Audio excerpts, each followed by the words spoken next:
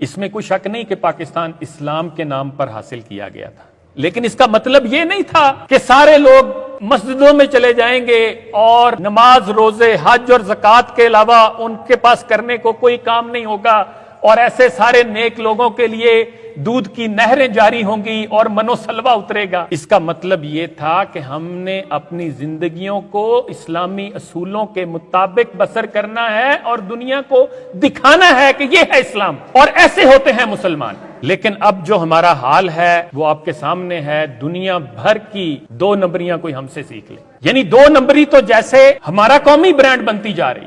शहद में शीरा, दूध में पानी, घी में केमिकल और मुर्गियों की अंतड़ियां, हल्दी में मसनूई रंग, सुर्ख मिर्चों में ईंटों का बूरा, काली मिर्च में घोड़े का दाना और पपीते के बीज, जूस में रंग और जाली फ्लेवर्स, चाय की पत्ती में चने के छिलके, आटे में रेती, चने के आटे में लकड़ी का भूसा, फलों को मीठे इंजेक्शन, सब्जियों पर रंग, पेट्रोल में गंदा तेल, बच्चों की टॉफियों में जहर आलूद मटीरियल, बकरे के गोश्त को पानी के टीके लगाकर उसका वजन ज्यादा करना, गाय को टीके लगाकर उसका दूध ज्यादा करना, शवारमे के गोश्त में कुत्ते का गोश्त शामिल करना। अब तो ये खबरें भी हैं कि शादियों पर मरी हुई मुर्गियों का गोश्त शामिल करना और होटलों और रेस्तुरानों में बकरे के गोश्त में गधे का गोश्त शामिल करते। मिनरल वाटर में नलके का पानी, जाली सर्फ, जाली साबुन, जाली शैम्पू, लेकिन असली टैक्स के साथ।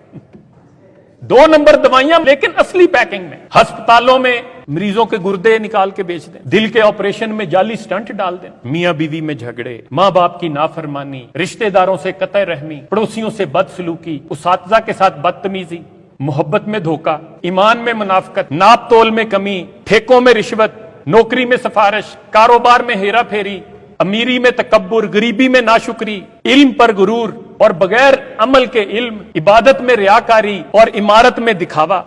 ये हैं हमारे कौमी आदात व एतवार और चाहते हम ये हैं कि अल्लाह की रहमतें हम पर नाज़िल। या अल्लाह हमारे हालात क्यों नहीं बदलता? या अल्लाह हमारी दुआएं क्यों कबूल नहीं करता? इन्नल्लाह ला युगय्यिरु मा बिकौमिन हत्ता युगय्यिरु मा बिअनफुसिहिम।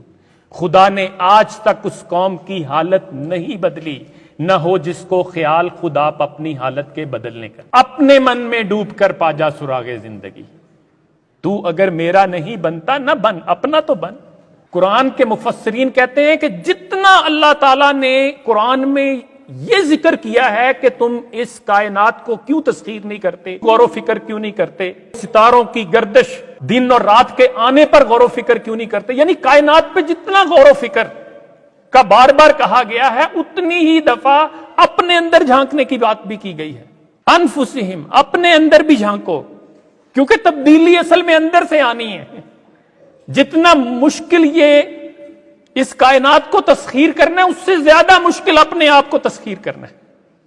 जिसने अपने आप को तस्खीर कर लिया उसने दुनिया को तस्खीर कर लिया। किसी का शेर है कि अगर अपने दिल पे नहीं हुक्मरां मुसख्खिर हो किस तरह सारा जहां। आप अपने 5 फुट के जिस्म पर अगर तब्दीली नहीं ला सकते तो फिर आपको कोई हक नहीं है कि आप मुआशरे में तब्दीली के ख्वाब देखते फिरें।